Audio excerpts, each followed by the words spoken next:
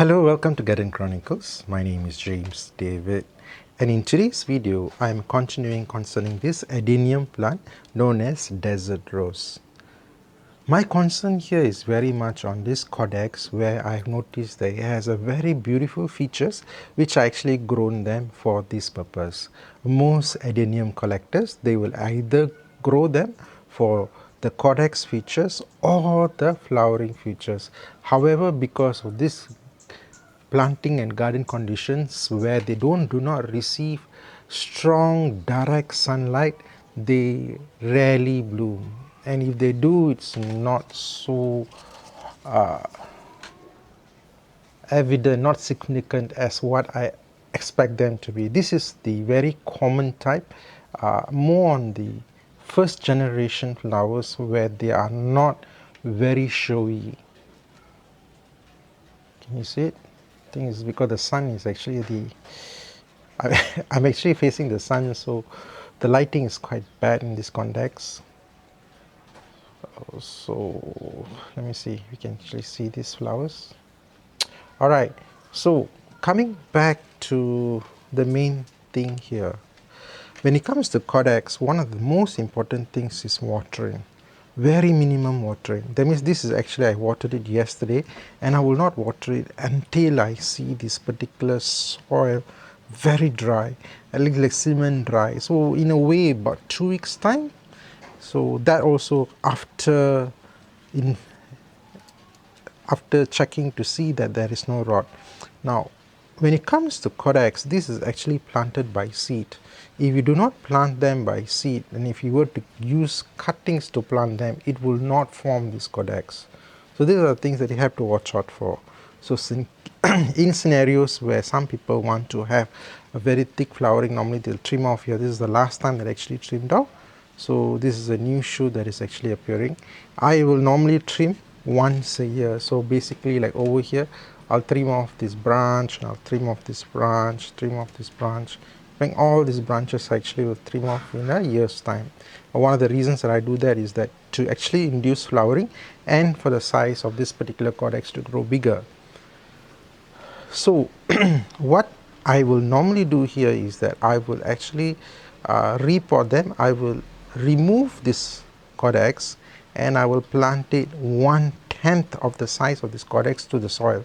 So what happens is when I dig it up, there will be a kind of this tuberous kind of effect on the roots, and I will expose it. So in the beginning it was actually here when I first planted it, so I exposed it over somewhere like this, and the year later it was like this.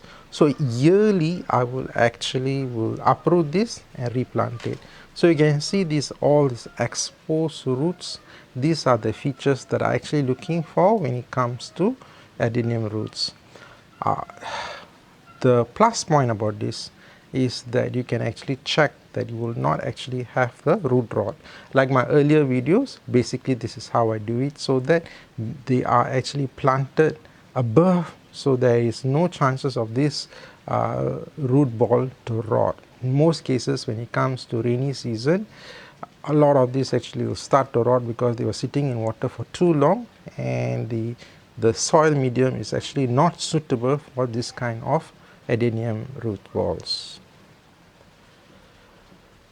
Now when it comes to tips about care and growing them, normally I will just lightly spray foliar fertilizer on the plant and on the leaves, and that's about it. I will not submerge this actually I will do it once a week if I do not have the time, and I'll just have to forget about it, and when I come back it will be dry but the plant won't die. So in a way it's a good thing. So these are the things that I will take care. Occasionally I will have this kind of drying and the yellowing of the leaf. This is actually a sign to say that the plant is overwatered, even in the context where they only receive once a week, and even this I get in this kind of context. Another factor here is that they really need hot, bright, direct sunlight, something which I actually do not have, and because of it they rarely bloom. So these kind of things. Actually another factor here is actually just break off all these leaves and just keep them bare root by doing this, you are actually inducing them to flower. But of course, do watch out for the latex. In most cases, there will be white latex coming out from this. So it's sort of like toxic. So watch out. Do wash your hands in that when it happens, and that's our things. Also, if you can, do watch out for scale insect, aphid, mealybugs that do come as a pest on them time to time. So in a way, do check on pest control on it, because uh, it may not be so quick. Okay, let me see whether you can notice this. Okay, this was the last infection of aphids on it, which I actually sprayed some.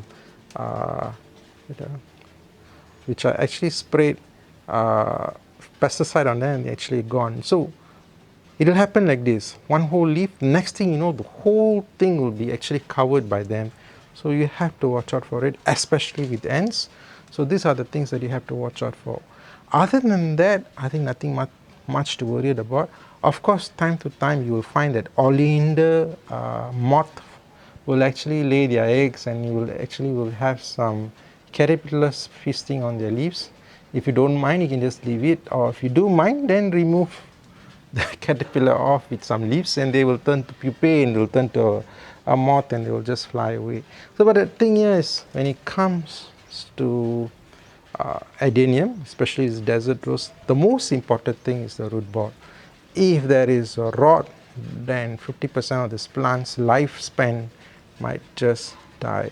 Another thing is, don't do mulching or anything like that by leaving it, because it may cause fungal problem. So do keep it as dry and clean as possible, because they don't do well with mulching or anything that is actually sitting on their root ball. Other than that, do also watch out if you have any fungus that is appearing upon the root ball. The drier the better, but also do press, make sure that it is not mushy, because as a sign to say that the root ball is actually rotting away. Now, you will find that these new aerial roots appearing, so don't trim them off, because they are still active, and they will eventually grow downwards and become fat. So in a way, these are the things that you have to watch out for when you're growing adeniums. Now I have actually come to the end of my videos. I would really appreciate if you can click like and subscribe my channel, where I actually introduce some new tips and hacks on how to care for these particular plants. And I would really like you to journey with me on my gardening experience here when it comes to tropical gardening. So I really hope you can support my channel by subscribing and clicking like, and if you can, click the notification button so you can see new videos that I post time to time. Another thing I would really like to is that if you can share your experience or your opinion concerning this particular plant, and I will deeply indulge myself in replying to you on the context. Another thing that I will like to share about is that when it comes to Adenium plants, these are actually easy growing plants. They are not actually difficult. So if you have any questions, do put them in the comment below. Anyway, I've come to the end of my video. I hope you enjoyed my my video here, and if you can, see you again in my next video. Thank you so much, and have a nice day. Bye. By the way, this is my collection of my plants on my balcony. Nothing much, but it's quite a mess. So do forgive me if you were to find it messy. See you again in my next video. Bye.